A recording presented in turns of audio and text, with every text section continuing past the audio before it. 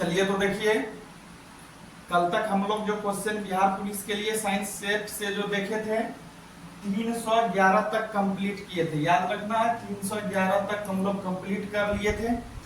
आज इससे आगे 312 नंबर से देखना है। आप लोग से छोटा सा अपील है कि वीडियो को इसी तरह से लाइक और शेयर जरूर कर दीजिए, थोड़ा सा शेयर मार दीजिए ताकि जो नहीं भी जुड़ पाते हैं उसको भी फायदा मिल जाए।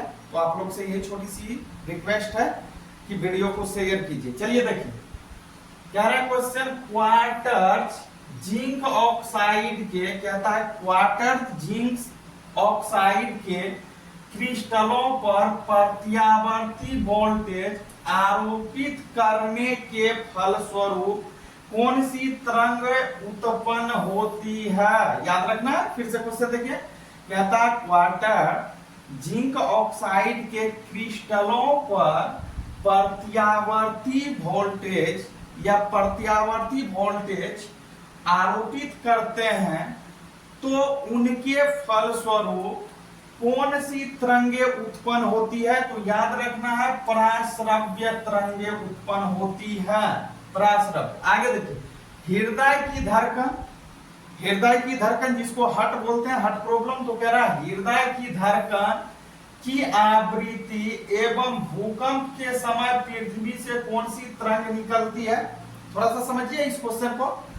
क्वेश्चन क्या रहा आपका, हृदय की धड़कन की आवृत्ति, किसकी आवृत्ति, नंबर 1 हृदय की धड़कन की आवृत्ति एवं भूकंप के समय पृथ्वी से कौन सी तरंग निकलती है। बात सही है। हृदय गति जब होती है, हृदय धड़कती है, हृदय धड़कन कह रहा है हृदय की धड़कन की आवृत्ति एवं भूकंप के समय पृथ्वी से कौन सी तरंग निकलती है। तो आपको याद रखना है अप्राश्रव्य तरंग। याद रखना है अप्राश्रव्य तरंग। आगे देखिए,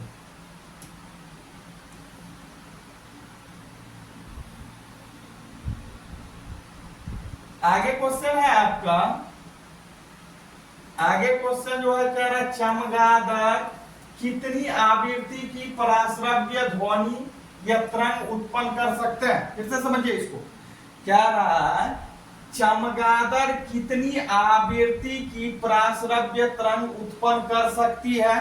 तो चमगादड़ जो पराश्रव की ध्वनि उत्पन्न करती है 1,00,000 Hz तक। याद रखना, इसका करेक्ट आंसर होगा 1,00,000 Hz तक।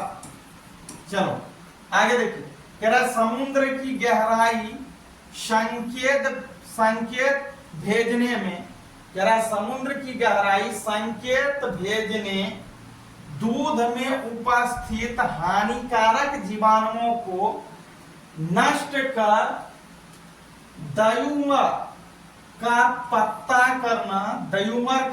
करना दांत निकालने में किस तरंग का उपयोग होता है या किस तरंग का उपयोग करते हैं। क्वेश्चन को समझिए, थोड़ा बड़ा क्वेश्चन है।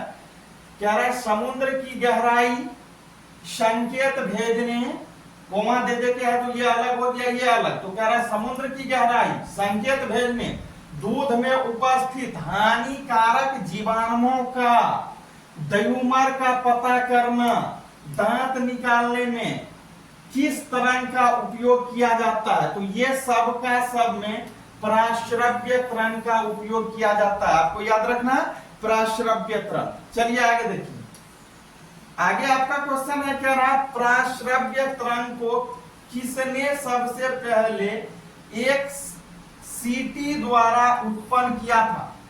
कह रहा पराश्रव्य तरंग जो है, कह रहा पराश्रव्य तरंग को किसने सबसे पहले एक सीटी द्वारा उत्पन्न किया था। तो मतलब इसको बोल सकते हैं पराश्रव्य तरंग को खोज करने वाले कौन थे, पराश्रव्य तरंग के खोजकर्ता कौन थे, जो सीटी बजा करके खोज कर लिए थे पराश्रव्य तरंग के। तो याद रखना गाल्टन साहब थे। इसका आंसर होगा गाल्टन, गाल्टन नहीं, गाल्टन होनी चाहिए, गाल्टन होगा। याद रखना है गाल्टन, गाल्टन साहब थे, गाल्टन महोदय। ये करेक्ट आंसर होगा 316 का। आगे देखिए,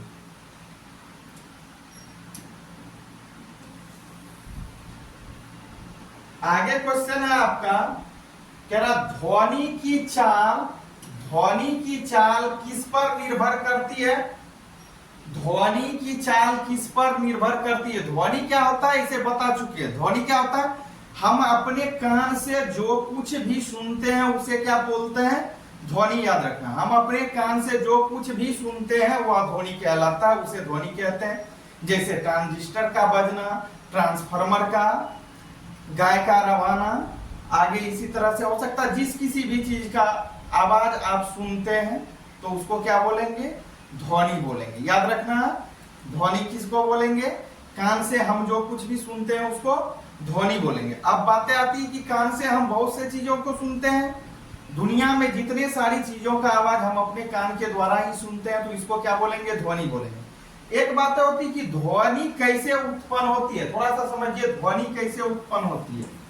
ध्वनि कैसे उत्पन्न होती है? चलिए देखिए इसको, ध्वनि कैसे उत्पन्न होती है। अभी आपको बताएं, कान से हम जो कुछ भी सुनते हैं उसे ध्वनि बोलते हैं। कान से जो भी चीज सुनते हैं सब का सब ध्वनि है। बातें आती है कि ध्वनि उत्पन्न कैसे होती है, तो ध्वनि हमेशा कंपितमान वस्तुओं के द्वारा उत्पन्न होती है। कंपितमान वस्तु से, जब तक कोई भी वस्तु है जिससे ध्वनि निकल रही है उसमें कंपन नहीं होगा, तब तक उनसे ध्वनि नहीं निकल सकती है। यह आपको याद रखना। फॉर एग्जाम्पल, जैसे हम